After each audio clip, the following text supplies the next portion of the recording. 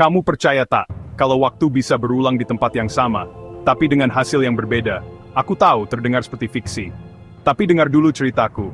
Namaku Arka. Aku cuma teknisi biasa di stasiun pengamatan waktu sebuah fasilitas rahasia di bawah tanah, yang katanya didanai oleh proyek internasional rahasia. Tugas kami sederhana, mengamati anomali waktu.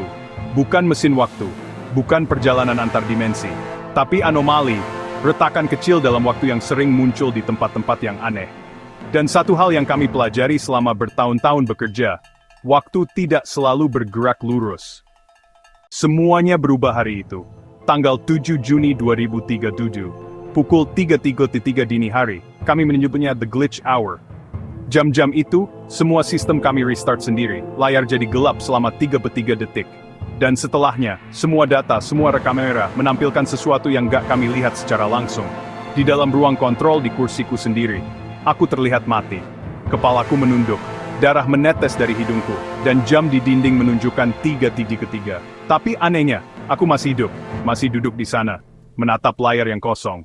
Dan semua rekaman itu menunjukkan hal yang sama dari berbagai sudut. Jantungku berdetak cepat.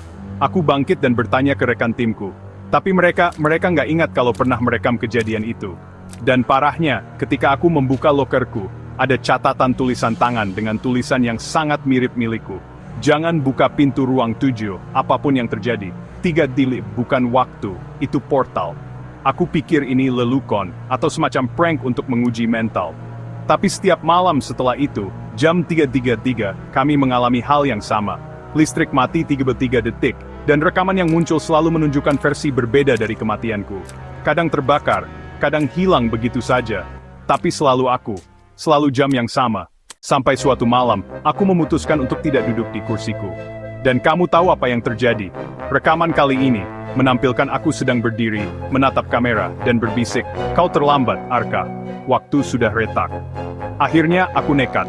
Aku masuk ke ruang 7, ruang yang dilarang keras untuk dibuka. Di dalamnya hanya ada satu benda, jam berdiri tua, dengan jarum yang selalu menunjuk ke angka 3:33. Dan di balik jam itu, aku melihat diriku sendiri. Versi lain dari aku. Dia tidak lebih tua. Matanya lelah, tangan gemetar. Dan dia bilang, "Kita sudah mencoba strategi bla kali, tapi tiap loop selalu gagal. Kali ini kamu akhiri siklusnya.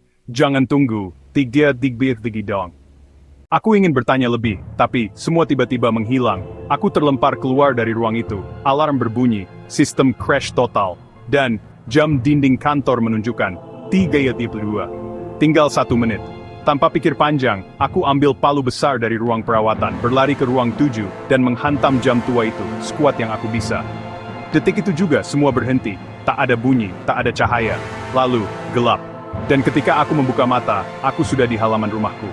Jangan tim dukaan dengan tunabili pariji. Hading Warren.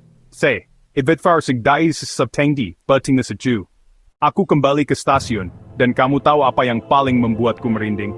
Tidak ada satupun catatan bahwa aku pernah bekerja di sana. Namaku, bahkan tidak ada di sistem. Kadang aku bertanya-tanya, apakah aku benar-benar keluar dari loop itu?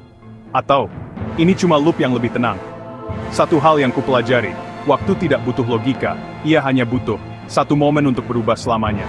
Dan jika kamu kebetulan terbangun jam 3:33 dini hari, lihat sekelilingmu. Jangan misripun. Kamu bukan pivot frying blonde fetish.